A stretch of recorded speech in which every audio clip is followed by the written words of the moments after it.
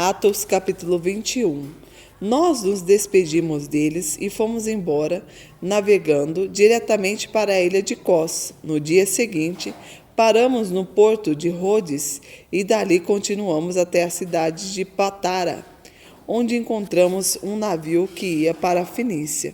Então embarcamos nele e seguimos em viagem. Quando já podíamos ver a ilha de Chipre, navegamos ao sul daquela ilha e seguimos em direção da província da Síria. Chegamos à cidade de Tiro, onde desembarcamos, pois o navio precisava ser descarregado. Naquela cidade, encontramos alguns cristãos e ficamos com eles uma semana. Então, avisados pelo Espírito Santo, eles disseram a Paulo que não fossem para Jerusalém, mas quando chegou o dia de irmos embora, nós continuamos a nossa viagem.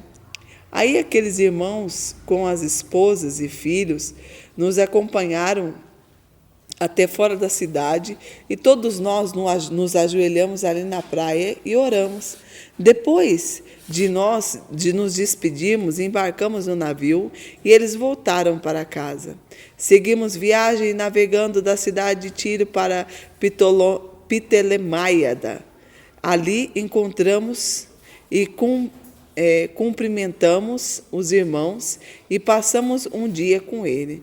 No dia seguinte, partimos e chegamos à cidade de Cesareia. Ali fomos para a casa do evangelista Felipe e ficamos com ele. Felipe era um dos 7 homens que haviam sido escolhidos em Jerusalém. Ele tinha 4 filhas solteiras que profetizavam. Alguns dias depois da nossa chegada, um profeta chamado Ágabo veio da região da Judéia. Ele chegou perto de nós, pegou o cinto de Paulo, amarrou-o nos próprios pés e nas próprias mãos e disse: "O Espírito Santo diz isso.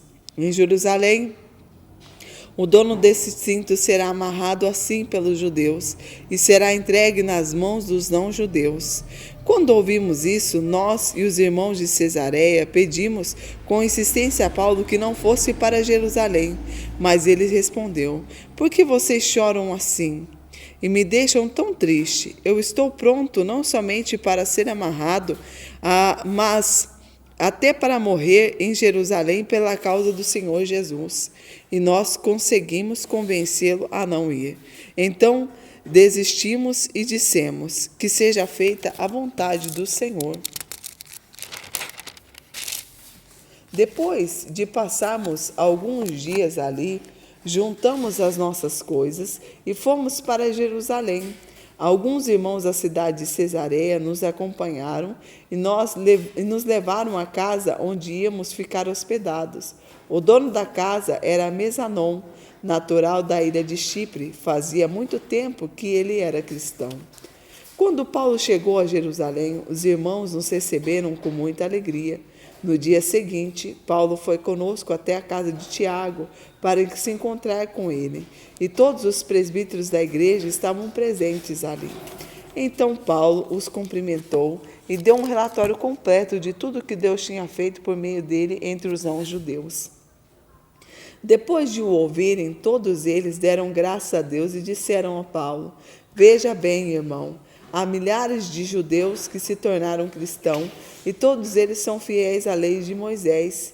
Eles ouviram dizer que você ensina os judeus que moram em outros países a abandonarem a lei, dizendo a ele que não circuncidem seus filhos, nem respeitem os costumes dos judeus. O que vamos fazer? Com certeza, eles já ouviram dizer que você chegou. Portanto, faça o que vamos dizer. Estão aqui entre nós 4 homens que têm que cumprir uma promessa de Deus. Então vá, tome uma parte com eles na cerimônia de purificação e pague a despesa, para que eles possam raspar a cabeça. Assim todos saberão que não é a verdade o que diz a respeito de você. Pelo contrário, vão ficar sabendo que, de fato, você vive de acordo com a lei de Moisés. Mas quando os não-judeus que se tornaram cristãos nós já mandamos uma carta a eles dizendo o seguinte: Não comam carne de animais que foram oferecidos em sacrifício aos ídolos, nem sacrifiquem, nem sangue de carne de um animal que tenha sido estrangulado, e também não pratique imoralidade sexual.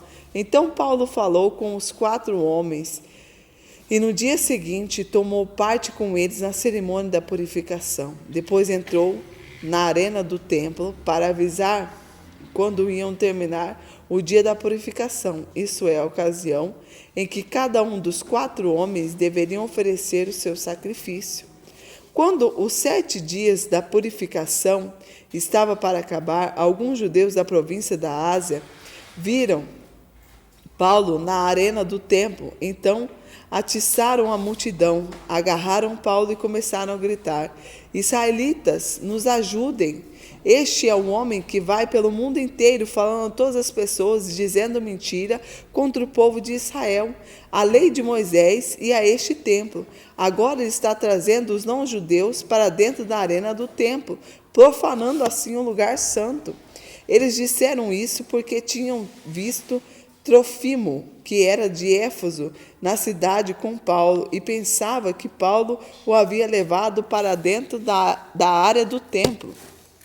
A confusão se espalhou por toda a cidade, e todo o povo veio correndo de todos os lados. Eles agarraram Paulo e o arrastaram para fora da área do templo e fecharam os portões.